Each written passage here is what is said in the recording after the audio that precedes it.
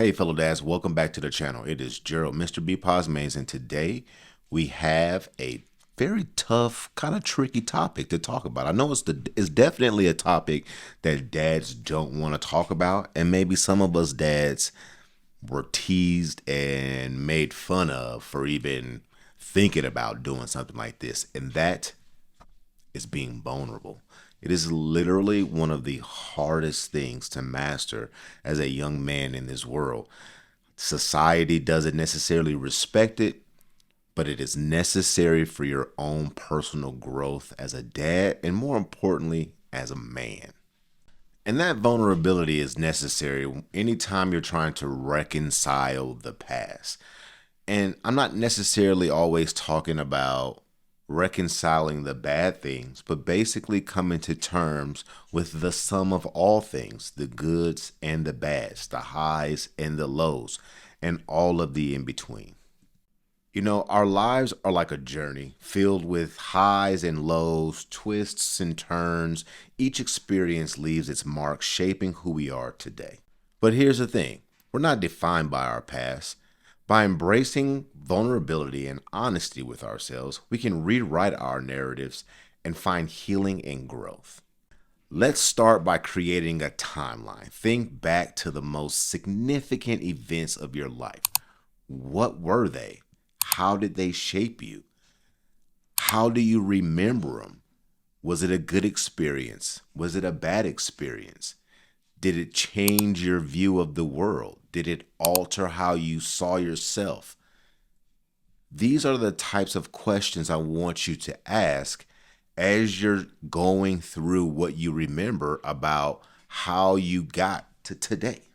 Maybe there were moments of triumph, moments that filled you with pride, but perhaps there were also unresolved experiences, wounds that still linger, shaping your beliefs and your behaviors of what today looks and feels like for you.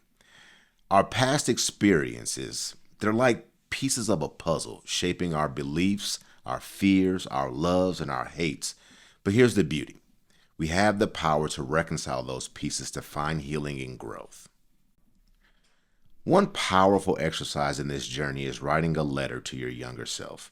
It's a chance to offer compassion, understanding, and wisdom to that little version of yourself who experienced it all. And today, I want to share with you a letter that I wrote for myself a little while ago. And to give you a little bit of backstory, I've always had this idea that in order to accomplish anything in the world, you have to first deal with some of the old versions of yourself. And if those go unchecked, then oftentimes we see those old versions showing up in our lives at the most inopportune time. Writing a letter to yourself helps you to reconcile those demons or monsters or those, what's a better word? Those unreconciled, which is why we're calling reconciling, right? Those unreconciled experiences. So, without further ado, I'd love to share with you a letter that I wrote to my younger self about some trauma that has lingered around in my life and has shown its head in many different areas. Dear 11-year-old Gerald, first, I'd like to say sorry for what happened to you. And although I wish different, you won't reconcile what happened to you for another 25 years. And from now until then, this will fuel many bad decisions in your life. But overcoming those decisions is what is ultimately going to create the fires inside of you to care for other people the way you desire to be cared for, but feel no one does right now.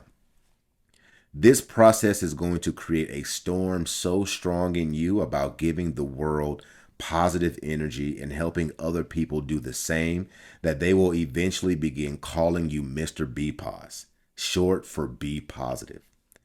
It's crazy to think that you, Gerald Mays, sexually abused at 11 and feeling tossed to the side and forgotten, will be at the center of other people gaining control of their own lives and working through their own trauma, So be encouraged. It doesn't get easier for a while, but you are strong and capable of getting through it all.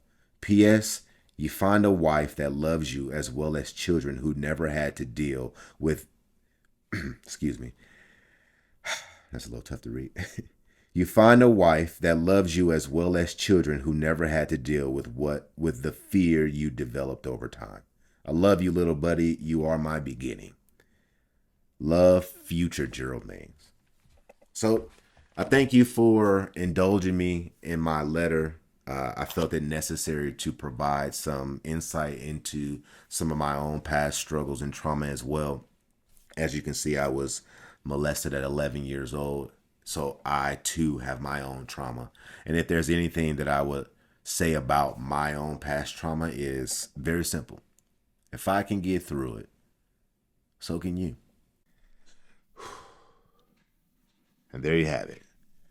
Writing that letter was cathartic. It was difficult, and to be honest, I didn't want to share it. But maybe a year ago, I was working on a project called Me First, where the goal is for you to choose yourself first, much like my dad first course, before I focus my attention on just dads, because I am a dad and I love the dads. But during that time, I came across this activity of writing a letter to yourself and decided that I was going to write one. And I shared it and put it in the group. And that's been one of the things that most people have resonated with the most. So I'm so happy that people are enjoying that letter. But I do want you to understand that that was very, very difficult for me to write. I encourage you all to try. Pick one thing, one negative experience, one overly positive experience. Write a letter to yourself and give yourself the game. If you want instructions, I have more details inside my Dad First digital guide. And if you download the free handbook that comes with it, then it has detailed instructions on how you can write a letter to yourself as well. Remember, we are not defined by our past, but how we decide to reconcile it. Embrace vulnerability, seek healing, and never stop growing. Your family depends on it, Dad. Thanks for tuning in, fam. Until next time, take care, and we'll see you again. Bye, fellow dads.